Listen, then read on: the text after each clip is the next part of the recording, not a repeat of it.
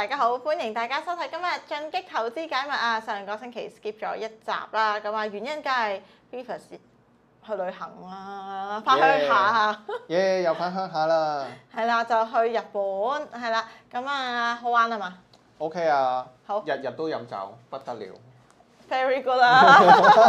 好，咁啊翻嚟香港啦，咁啊嗱，我哋你去咗旅行一個星期，有冇 keep update 港股先？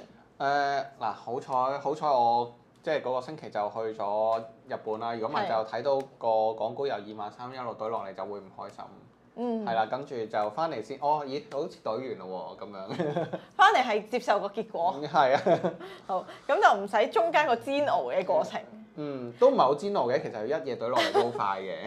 咁嗱，港股咧就都去翻2萬關口攻防線啦。其實嚟嚟去去，暫時近期個調整位置都喺呢度附近咁。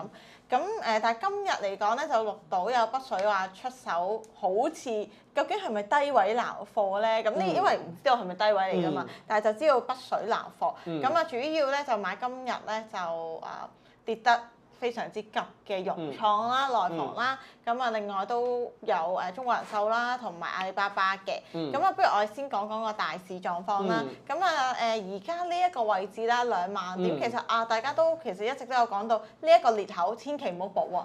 係啦，咁啊嗰個如果唔係個形勢就好差。咁你又點睇而家港股嘅狀況咧？同埋今日咧其實都有一個記招啦，就係內地上面啦，咁又有央行啦，同埋財政部啊等等一齊開會。咁啊同埋住建部係啦，咁啊大家就好期待呢個會議嘅。咁啊 Beavis 又點睇咧？係啦，咁啊講翻你話近期港股嘅一個走勢，咁當然其實你會見到叫做。自從就話第一 round 嘅叫做政策，即係貨幣政策出咗嚟之後，咁當然大家好亢奮啦。咁但係之後即係其實市場一路都憧憬住啦，就話有完第一 round 嘅政策之後，跟住之後第二、第三 round 會陸續有嚟啦。咁但係大家會見到過去嘅一啲日子入邊啦，不論係即係可能發改委開嘅一啲新嘅會議啊，財政部開嘅新嘅會議啊，或者係甚至到今日嘅住建部即係叫做出嚟做嘅記招啦，咁啊似乎帶俾市場嘅信息都係唔夠爆，跟住然後個市場就即係叫做沽翻落嚟咁樣啦。咁當然我自己就會覺得，即係我覺得咁樣睇嘅，即係當然啦。你話而家內地個經濟始終都係嗰個復甦動力未夠啦。咁你話後續會唔會再有政策出嚟？咁我自己都相信有嘅機會非常之大嘅，係啦。咁但係另外一方面啦，其實你話經歷過即係上一輪嗰個咁急速嘅上升行情之後咧，我相信中央亦都叫做留意到一樣嘢，就話中港個股市即係靠住一啲消息同埋政策面就叫做處於一個即係我覺得啦急升到一個唔係太合理或者唔太健康嘅狀況啦。咁所以你話嚟緊中央咁，我相信佢會繼續出政策嘅。咁但係就未必會好似即係叫做佢未必會想就話一次過即係咩貨幣政策啊、財政政策乜嘢都一次過拱晒出嚟咯。因為咁樣會令到個資本市場非常之波動啦，係啦。咁我相信佢亦都要平衡呢方面嘅風險嘅，即係我諗係叫做等叫做投資者叫做回復翻下啲理性，咁可能佢再出一啲即係措施出嚟咁樣啦，係啦。咁當然啦，即係你話港股而家嚟到呢啲位啦，即係你問我啦，即係純粹即係睇圖睇技術分析，我自己就會覺得。個裂口都補緊㗎啦，其實。咁爭在就話去到補完個裂口之後，即係你話上到嚟呢啲位，其實守唔守得住咧？咁當然呢個亦都係近期一個關鍵啦。咁同埋另外一方面啦，都值得留意啦，即係你話嚟緊啦，好快啦，都會公布翻即係一啲 GDP 啊同埋三頭馬車嘅數據啦。咁我相信亦都係市場關注嘅焦點嘅。咁因為我諗大家都會叫做知道啦，即係。啱啱呢一輪好急速嘅升市咧，其實就純粹都係靠一個消息面嘅炒作啦。咁究竟即係個基本面喺即係叫做之前，其實由三中全會之後都出咗好多政策落嚟啦。咁究竟嗰個經濟狀況係點樣變化咧？我諗亦都係市場即係其中一個關注嘅，係啦。咁所以即係嚟緊即係你話內地出翻一啲數據，我諗都真係要睇翻究竟即係大家對於即係叫做中國個經濟點樣解讀啦？咁當然啦，呢個都好睇即係市場即係點樣睇法。有時出咗數據差又未必係個市一定跌硬過，即係而家大家都會覺得咁樣噶嘛。哦，你啲經濟數據咁差，今年 GDP 要5%嘅增長，似乎好難度高喎。跟住市場又會覺得中央應該又要再加碼去出啲政策啦，可能反而對個市場係利好嘅喎。即係等於而家嗰啲美國嘅經濟數據咁啦，咁啊一係咧就話經濟衰退，差嘅話就話經濟衰退，但係咧有時咧如果你要睇好咧，差嘅話咧你就要揀多啲息啦，即係都係一樣道理。係啦，即係係啦，都係即係視乎市場個氣氛點樣解讀啦。咁當然即係我自己嘅係覺得，如果即係你話國內個經濟即係喺咁多政策嘅支持底下，即係叫做慢慢即係要做有序復甦啦。我諗呢個係對於成個中港股市係比較健康一啲嘅，係啦。好，咁啊，即係大家都要繼續留意住啦。但係我想話去到呢一啲水平啦，係咪同大家一樣所講？如果暫時都係一個健康嘅調整，定係你都覺得有啲係已經個技術走勢上面可能已經冇咁好咧？咁當然啦，即係你話即係個市就叫做急上又急回啦。咁當然我都覺得呢個係唔算話好健康嘅。咁的而且確係啦，即係。譬如你好似見到即係我諗即係相對嚟講啦，即係你會見到美國嗰邊個股市就相對係即係健康啲，你會見到佢可能個經濟增長唔係好快，咁但係大家都對佢好有信心嘅，係啦。咁你亦都會見到美股即係佢不斷破頂啦，即係佢唔會話好快不斷衝上去嘅，咁佢可能係叫做衝一陣，跟住可能整固，跟住再衝咁樣啦。咁當然呢個係即係對於投資者嚟講係即係可能係比較易操作一啲啦。好坦白講，港股你話急升再急回嘅話，的而且確係好難睇，亦都係好易做咗一啲比較衝動嘅選擇都唔出奇嘅，係啦。咁所以即係我覺得喺啲波動嘅市況，尤其是即係叫做上一輪咁即係嗰個上升行情入邊係咁急嘅，又係靠消息面嘅，咁我諗之後就係大家都要吸取一啲經驗，就要小心啲啦，係啦。好，咁啊，大家就即係留意住而家個市況啦，咁可能操作上面都要小心啲。咁啊嗱，今日咧我見咧 Beavis 咧都想有某啲嘅板塊咧同大家去講下啦。咁啊，尤其是就係今日嘅住建部嘅會議啦。咁就當然要講下一眾嘅內房股啦。咁見咧其實好多內房咧都今日嘅會議，哇冇乜驚喜，頭先好似你所講嘅，咁啊都即刻咧已經係跌翻。咁到底呢個時候北水就入市喎，去吸資喎，咁係咪真係overshoot 咗？咁啊大家係希望嚟緊嘅政策上都係再扶持翻內地嘅樓市，咁所以繼續再睇好翻內房，定係其實呢啲位置咧即係 Beavis 又點睇今日嘅會議啦，同埋而家內房嘅走勢啦？係啦，咁啊當然就重點就係講下今日個會議先啦。咁會議上咁好勁嘅，佢就話住建部有個組合拳又打咗出嚟啦，係啦。咁個組合拳咧就即係簡單啲嚟講啦，就係話有4個取消啦、4個降低啦，同埋2個增加嘅。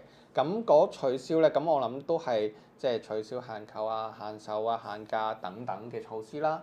咁至於4個降低，又係可能揀一啲存量嘅貸款利率啦，或者係即係降低首付比率啦、降低呢個住房公積金嘅貸款比率等等嘅嘢啦。咁2個增加就係即係叫做繼續增加對白名單嘅項目嘅一個規模嘅支持啦，同埋第2個咧就係即係叫做增加呢個100萬套城中村嘅改造咁樣啦。嗱，咁當然好坦白講，其實即係唔使我講，大家都知今日大家對於今日個政策呢個組合拳其實就好唔收貨嘅，即係大家你見到嗱，融創就唔好講啦，融創今日自己配股啦，咁但係你睇翻譬如好似龍湖啦、龍湖960啦，係啦，龍湖咁樣啦，其實跌得好金下嘅，係啦，你話譬如其他假設2727啦，唔係2727係啦，813。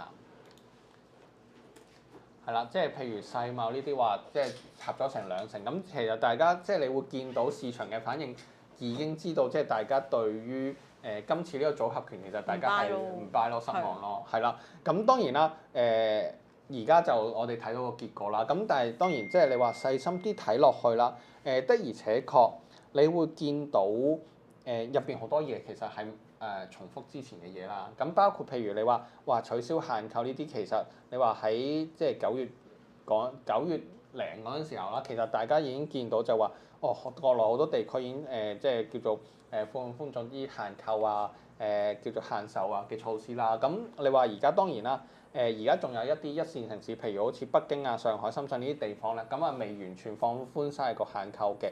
咁當然大家都會覺得啊，嚟緊可能都係會繼續去延續呢件事啦。咁當然呢個係冇乜驚喜嘅。咁另外一方面啦，咁你話對於4個降低，即係頭先講過啦，即係嗰啲咩貸款利率啊，或者係降低嗰啲首付比例，其實之前人行出一個貨幣政策嘅一個一系列嘅措施嗰時，其實已經提過呢啲措施。咁佢今次可能只係recap 翻上次嘅措施啦。咁呢個又冇特別嘅。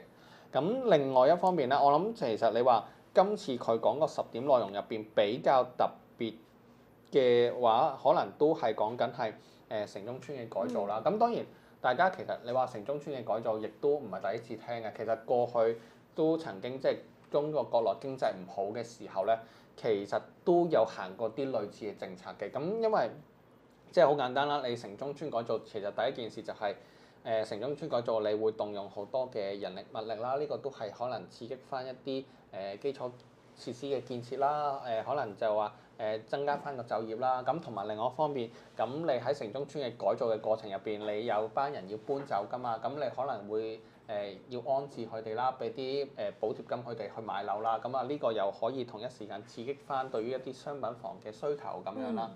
係啦，咁所以但係你話其實呢個你話城中村呢個改造，其實我又覺得只係一啲以前出過嘅一啲 idea 咯，係啦。咁至於你話嗰個白名單繼續擴大嗰個貸款規模啦，去到4萬億啦。咁其實如果你睇翻今日住建部佢哋自己公布翻嘅一啲數字啦，其實你會見到啦，其實截到去10月中啦，一啲白名單嘅房地產項目個貸款其實已經去到超過2萬億啦。咁你話年底去到4萬億，咁其實都係不外乎就話將呢個規模再擴大，咁啊令到嗰個保交樓係再順利啲啦。咁所以你問我，即係你話即係 overall 嚟講，似乎好多嘢都係舊嘅講過嘅。咁但係同埋咧市場好關注嘅所謂嗰啲去庫存啦，咦佢好似完全冇提過嘅喎，即係用幾多錢去庫存啦？個目標去庫存嘅目標啊，咁似乎佢係完全冇喺個會議度提過，但係呢個亦都係即係市場一個好關鍵焦點，因為而家始終就係你見到就話國內個住房嗰個供應其實都係可能好多啦，個庫存係啦，究竟點樣可以消化到呢啲庫存？其實大家即係佢之前出咗啲政策就話，大家都會覺得話你嗰個攞啲錢出嚟去庫存個金額咁少，咁嚟緊會唔會加碼咧？咁啊到今日都係冇消息嘅，咁所以我相信呢個亦都係市場覺得比較失望嘅原因之一啦。係啦，咁所以就令到即係叫做個內房股今日就都係真係插咗落去嘅。咁但係當然啦。你話睇翻基本因素，咁我諗大家都知，其實你話成個內地嘅房地產行業，你話仲要係去翻一個正常水平，都仲係有好多難度啦，或者係漫漫長路啦。咁但係當然啦，大家都可能即係可以留意下啦，嚟緊究竟嚟緊第四季究竟會唔會即係喺中央已經出咗一啲貨幣政策嘅措施底下？會唔會嗰個住房嗰個銷售會有好轉啦，或者個樓價會唔會個跌幅係可能收窄啦？咁我諗呢啲係市場希望見到嘅，係啦。咁當然啦，咁我都可以補充少少啦。咁啱啱過去咗嗰個黃金週啦，其實你見到內地出翻一啲數據都見到嗰個黃金週個銷售咧，住房銷售係 OK 嘅，係啦。咁但係淨係嗰個禮拜好咧就係唔夠嘅，即係。你話要？但黃金週會刺激買樓嘅點解？係啊，因為佢刺激旅遊咩？係啊，因為佢9月尾嗰陣時候，其實已經係出咗一啲貨幣政策去支持個樓市啦。咁所以亦都有啲人可能趁呢個假期去搞啦，係啦，咁樣 kind of 嗰啲啦。咁所以就話見到黃金週個銷售係 OK 嘅，係啦。咁當然我覺得就即係正如我所講啦，即係你話嗰個銷售表現 OK 或者要有改善，唔係淨係黃金週，係可能要之後連續幾個月個銷售數據要改善，咁我諗市場先會收貨咯。係啦。好。咁啊，大家就即係咧，係咪等於年尾咧？嗱，雖然有 bonus 梗係好啦，係咪先？但係你份 bonus 唔可以代替你每個月嘅人工㗎嘛。咁你最緊要梗係加人工有一個滿意嘅合理幅度啦，係咪咁樣咧？即係有一個比較持續性啲嘅，咁先會比較好啦。咁所以即係你問我而家譬如內房嘅一個部署啦，咁我自己都係暫時傾向即係話。你如果有啲新消息再出嚟，你可以跟風短炒 OK 嘅，咁但係都真係要留意翻嗰個風險啦，亦都有可能係升得快，亦都係即係大家要識落車咯。即係你短炒冇問題嘅，但係你要識落車咯。係，但係咧我都想問啦，如果內房嘅話，有冇話係邊一類型係可以？因為內房其實都好參差嘅，好多股份都可能佢哋嘅負債啊，或者佢哋嘅銷售啊等等啊，係咪民企啊、央企啊呢啲啦？咁如果真係我哋去揀內房啦、短炒啦，咁你又會覺得邊一啲係比較穩定度比較高啲？係啦。咁我覺得就當然啦，你話穩定度比較高啲嘅話啦，咁其實我自己都會傾向咧揀翻一啲可能係即係國企嘅內房，因為點解咧？因為最主要係我會覺得啦，佢哋個債務問題係即係冇啦，冇乜債務問題啦。咁嗱，譬如點解咁講咧？譬如好似舉個例子，融創前排炒高咗啦，咁今日你見其實佢已經係趁佢個股價炒高咗，就即刻去配股啦，係啦。咁但係我相信咧，譬如你買啲中海外啊、潤地嗰啲就少啲呢啲問題嘅，係啦。因為始終你話融創，大家都知佢不嬲缺水㗎啦，咁個股價炒高咗，去配股都正常啫，係啦。咁所以呢個就即係我相信揀一啲國企或者比較穩陣啲嘅內房啦，或者一個財政健康啲嘅內房啦。咁應該就會少啲呢個，即係減少咗一個風險咯。就算短炒的話，好，咁所以呢一方面大家就可以留意下啦。係啦。咁另外咧就美股上面好似核電股都有啲嘅異動喎。係啦。咁今日另外一個想即係分享嘅咧就係即係核電嘅板塊啦。呢個就當然係其實就主要集中喺美股方面啦。咁但係其實今日係啦。今日其實咧都見到就話港股有啲核電嘅板塊咧，都有跟嘅。咁當然個波幅咧就冇咁犀利嘅。或者講下即係消息面究竟係有啲咩消息係令到即係美國啲核電股突然間漲咗起上嚟啦。咁主要就兩樣嘅。第一樣咧就話即係見到 Amazon 啦，就話同幾間嘅能源公司就合作啦。嚟緊會加碼去投資一啲個所謂小型模塊化嘅反應堆嘅，係啦。其實前幾日咧 Google 亦都同樣係出過啲類似嘅消息嘅，係啦。簡單啲嚟講啦，其實即係我諗今次即係可能大家會問嗰個咩小型模塊化反應堆其實係咩嚟㗎？其實英文就簡稱 SMR 啦。其實好簡單，其實你當佢都係一個核電嘅一個生產嘅設施啦。但係佢係比較小型一啲嘅，可能佢反應堆冇咁大嘅，同埋佢嗰個電力嘅輸出亦都當然係細啲嘅。佢可能只有即係傳統一啲比較大嘅一啲核電廠嘅發電量嘅1/3咁樣啦，係啦。當然你話呢類型嘅，我相信不論喺美國、中國都有嘅，因為始終你起間發電廠其實需要嘅地方好大嘅，係啦。但係你做一啲小型嘅反應堆，亦都可以建築嘅時間短啲啦，亦都係可以叫做需求彈性啲啦，或者係可能叫做你話要控制啊，或者係 control 成個反應堆係可能係技術上比較容易做到嘅，係啦。當然即係我覺得地方嘅考量咧係最主要嘅，係啦。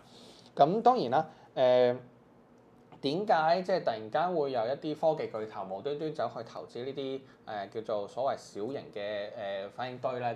其實一個好主要原因就係大家都提到啦，即係而家即係叫做大家都好盡力去發展 AI 啊，又要好多數據中心啊，或者係一啲 AI 模型訓練啦，其實都會令到耗電量非常之大嘅，係啦。所以一啲叫做科技嘅巨頭為咗避免佢喺呢個訓練模型嗰度，因為電力嘅供應限制而影響到人工智能模型個訓練啦，所以佢哋就預先提早部署一啲叫做核電嘅反應堆，確保佢哋咧嘅電力供應咧就唔會受影響嘅，係啦。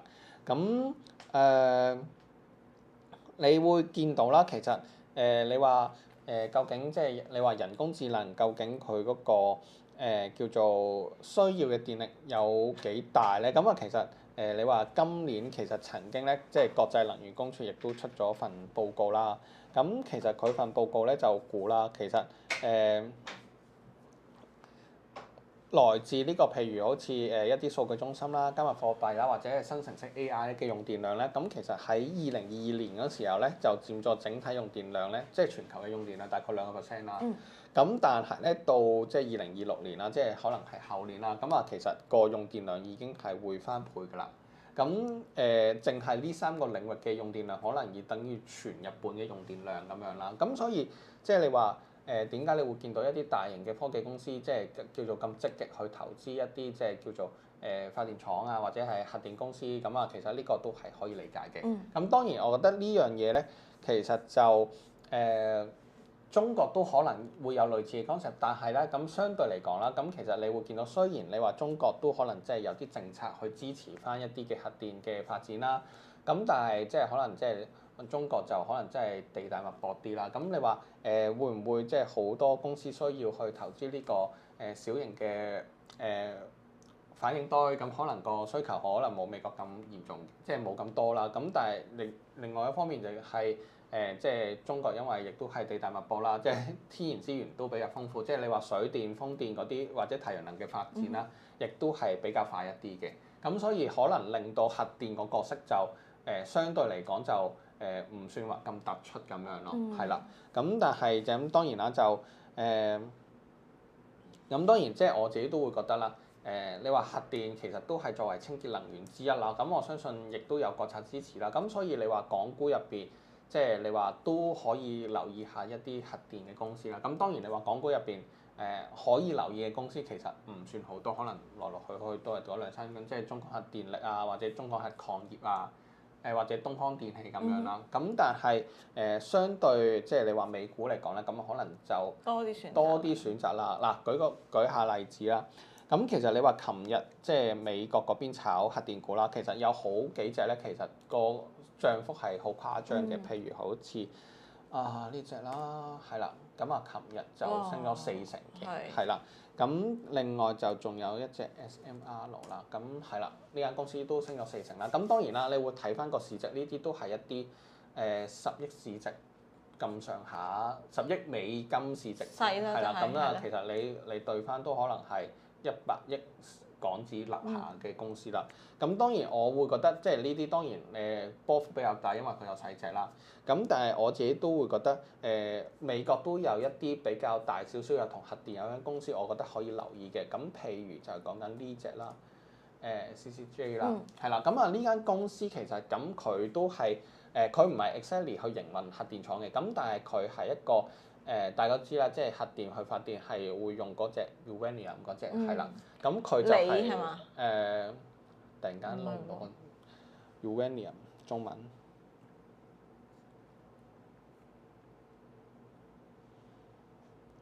有啊，係啦，有啦，係啦。咁佢其實就係其中一個全球最大一個鈾嘅一個 producer 嚟嘅，係啦，即係佢係供應核原料嘅，係啦。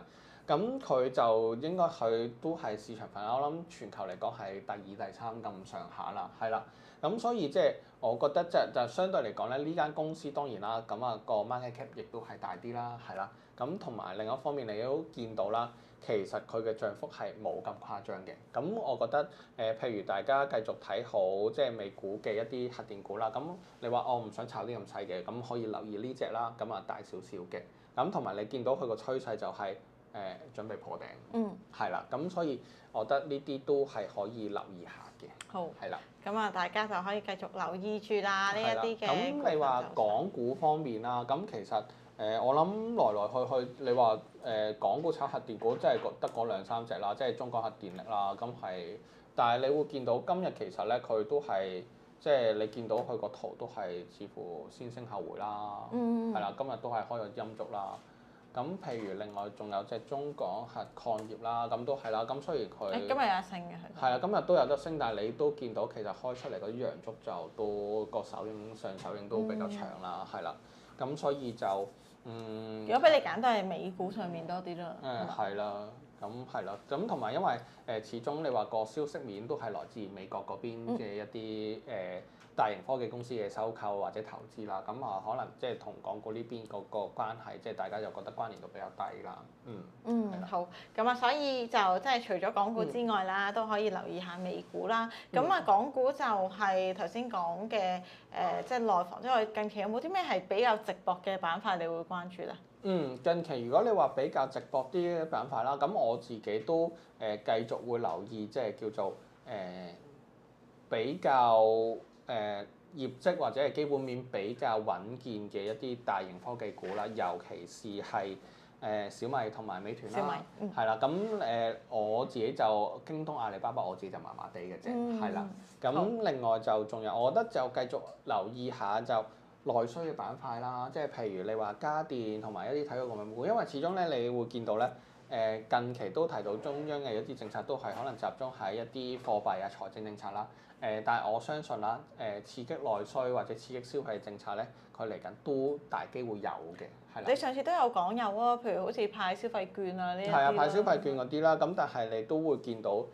即係我覺得呢啲都可以繼續留意，因為譬如你好似見到可以自駕啦，咁其實你見到佢而家個股價都落翻嚟啊，其實都俾咗大家一啲即係叫做後即係入市即係趁低吸納嘅機會。咁但係而家呢個水平係咪就已經係可以入場吸納，定係去到呢啲位其實要可能你睇嘅呢個位都仲係高咧？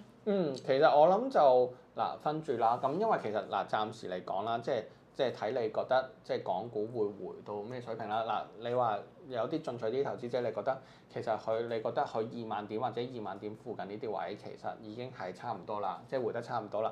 咁你咪而家可以做第一注部署啦。咁但係唔係喎？你都係驚港股繼續調到去19000嘅。咁如果你調到19000嘅話，咁你咪可能再等低少少話，哇會唔會係即係譬如呢啲再落啲呢啲水平先再買咧？即係可能25、26蚊，再等25、26蚊，咁其實我都覺得係咯，就視乎自己有幾進取啦，或者係你覺得需唔需要分兩注入咧？好啊，咁大家可以即係繼續就睇住呢一個嘅一啲消費嘅板塊先啦。咁今日咧就話 Beavis 咧就帶咗啲核電嘅股份啦，同埋咧大家留意一啲消費類嘅板塊啦。咁有冇其他係需要再去補充一下嘅？暫時冇啦。好啊，多謝晒 Beavis。咁我哋下次嘅進擊投資解密再同大家見面，多謝晒。好，拜拜。拜拜。喂，未申報喎。而家申報。